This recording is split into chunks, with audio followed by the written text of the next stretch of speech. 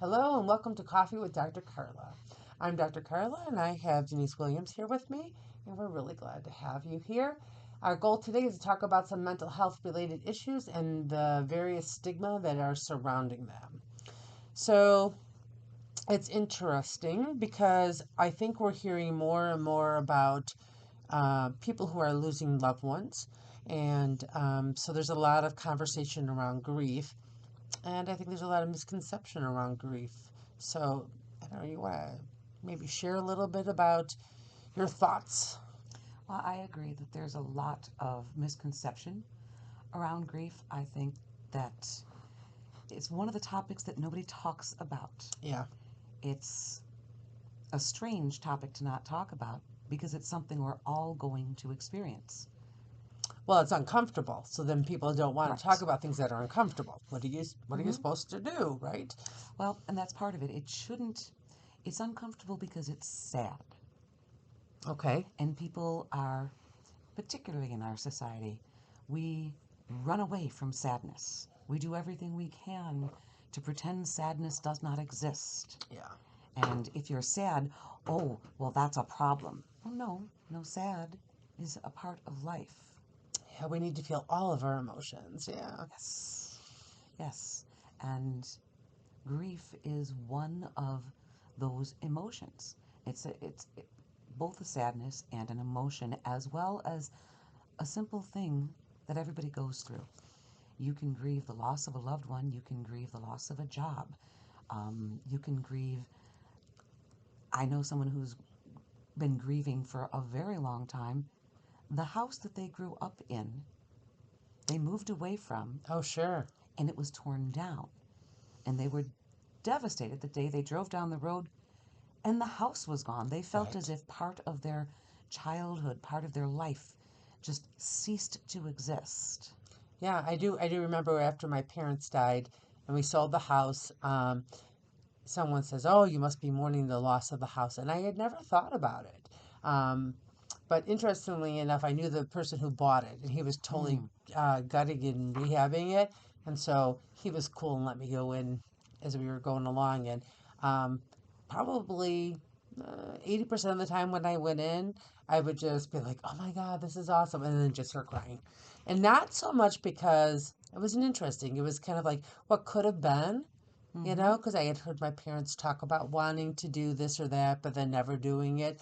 And then watching this guy with this obviously incredible vision for this, little tiny house turn it into something spectacular that none of my siblings or I could afford because it is way out of our price range because he just put the little special things here and there.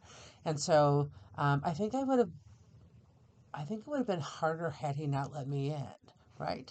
So I had Right. time to process it and notice things. And then I shared stories with him. And I think all those things helped that grief process. It's interesting you brought up the house yeah, but that was a very big deal for us. Absolutely. And I'm really, really greatly appreciating you saying that process that you went in and things changed and then you cried Right. because that is exactly what mourning is. You know, when the loss initially happens, it's a shock. Most definitely. And Yeah. you, it's a sense of unreality because your basic life has been disrupted.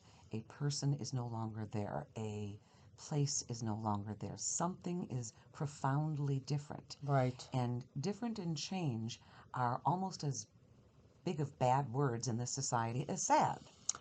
For sure. Right. So here you've got all of them all wrapped up at once. And we act like this is a problem. Yeah. No, it's a process.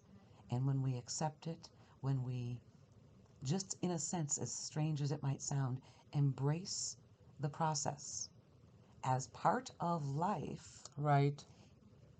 it's more peaceful, it's easier, it's more gentle. It's not that it's not going to hurt, it's not that it's not going to be sad. It's still going to hurt and it's still going to be sad, but it's a more gentle pain. It's more nostalgia and Yeah. melancholy and not just devastation. Right. Yes, the devastation can be there, and it is. when it's a person and it's somebody very close, a close family member, or someone who's just simply very close to you. Absolutely, it is devastating. But even then, it's part of the process. It's the shock, and as the shock wears off, embracing the change, embracing the part of life that it represents. I know at one point you and I had talked about all the different anniversaries of a death, the birthday of the deceased, or the first holiday without somebody, and you had given it a name. Why don't you tell us a little bit about? I'll let you reveal the name, but Okay. yeah. So, well, first off, we think about the first anniversary, the first holiday, the first everything that happens, the first year. No, that's year zero. It doesn't count. Yeah. It's unreal. You have no idea what to expect, what is going to happen. How is it going to feel to have the empty chair at Thanksgiving? Right. How is it going to feel on your birthday and that person's not there with you, much less their birthday? Right. So the first year is really year zero. It's the second year that we call year one, because now it's real.